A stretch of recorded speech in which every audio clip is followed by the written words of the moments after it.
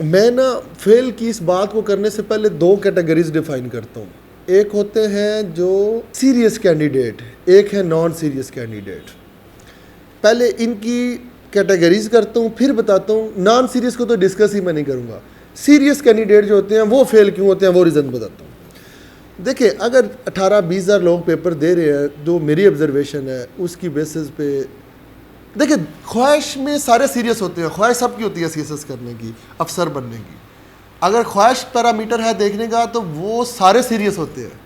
ख्वाहिश नहीं, क्या उस ख्वाहिश को पूरा करने के लिए जो रास्ता है क्या उन्होंने सही आइडेंटिफाई किया है? क्या आइडेंटिफाई नहीं हो रहा तो उसमें मेहनत करके प्रॉपरली आइडेंटिफाई कर लिया कैसे करना है? क्या उसको रास्ते पे चल के पूरी एफर्ट सही तरीके से कर रहे हैं? अगर सही कर रहे हैं तो वो सीरियस कैंडिडेट है, अगर नहीं कर रहे तो वो नॉन सीरियस है। ख्वाहिश बेशक हो, नॉन सीरियस को तो सीरियस होने की ज़रूरत है ना, उसके बाद की बात है कि वो फेल क्यों होते हैं। मैं उन 2000 की बात करता हूँ कि वो लोग जो सीरियस हैं, जो प्रॉपरली टाइम देते हैं, पढ़ते हैं, एफर्ट भी पूरी करते हैं, कोई मतलब उसको आगे पीछे नहीं, प्रॉपर प्लान के मुताबिक चलते हैं, एकेडमीज़ अगर जाते हैं, रीडिंग भी करते हैं, उनमें से ऑब्वियसली जो फेल ज़्यादा होते हैं वो क्यों होते हैं मैं ये बताता हूँ।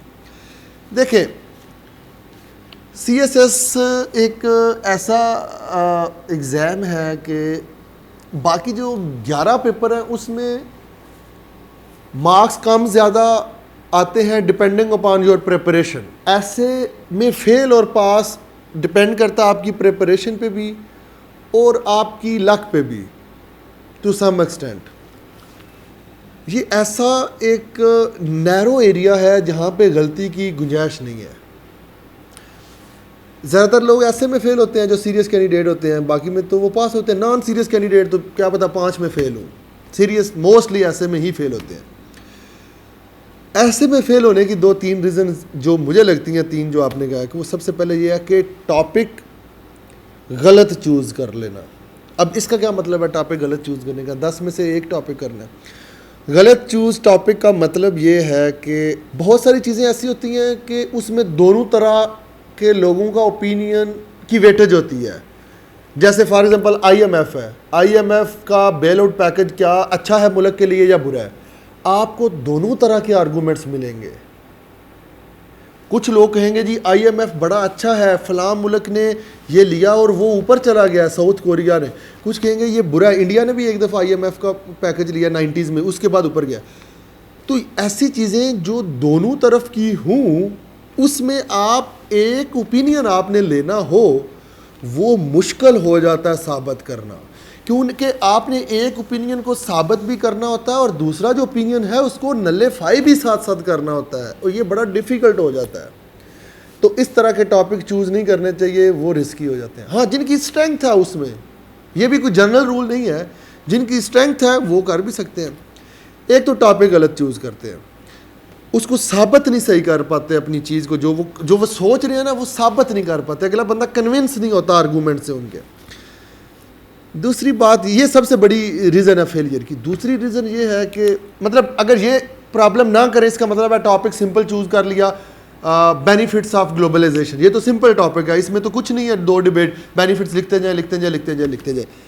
जब इतना पहली गलती ना भी करें, टॉपिक ठीक चूज़ कर भी लें जो डिफेंसिव है, जिसमें फेलियर के चांसेस कम है, फिर उसमें भी लोग फेल हो जाते हैं।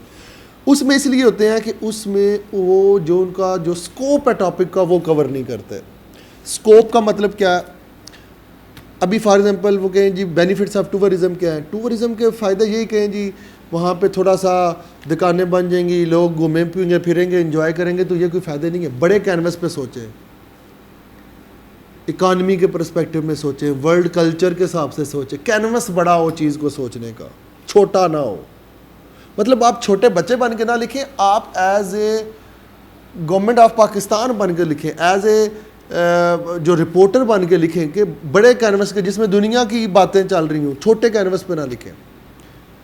स्कोप बड़ा हो टॉपिक का, एरियाज़ बड़े बड़े आपने को, मतलब आप ये भी लिख सकते हैं ना कि इसमें आपके पाकिस्तान की इकोनॉमिक्स प्रॉब्लम में आप सिंपल ये भी लिख सकते हैं टैक्स कम इकट्ठा हो रहा है, लेकिन आप इस पूरे पे एक ही पैरा लिखें जी इकानमी बेहतर बुरी है, उसके अंदर सारे इकानमी के पैरामीटर लिख दें, तो ये बड़े कैनवस की बात हो रही है। कुछ लोग ये भी ठीक कर लेते हैं। जब ये भी ठीक हो गया, तीसरी उसमें चीज़ आती है कि उनकी राइटिंग नहीं ठीक होती। वो टॉपिक भी ठीक चूज़ कर रहे हैं, उनके अंदर उनका स्कोप भी बड़ा है, उनको समझ भी ज़्यादा है, उनका एक्सपोजर भी ज़्यादा है, वो मल्टीपल आर्गूमेंट्स भी हैं, लेकिन जो उनके दिल में है वो रीडर तक, एग्जामिनर तक वो पहुंचा नहीं पाते। क्यों पहुंचा नहीं पाते?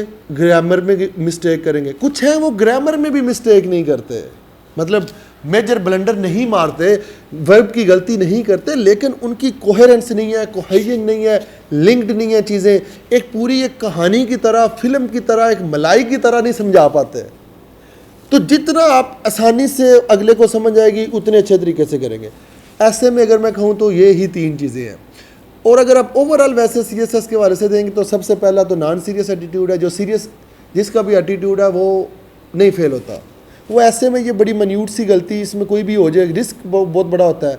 10 में से चूज़ करना, इंसान है, हो जाता है, गलती हो जाती है, तो इसमें होते हैं। बाकी वो बाकी पेपर में फेल नहीं बच्चे होते, अच्छे सीरियस कैंडिडेट नहीं होते।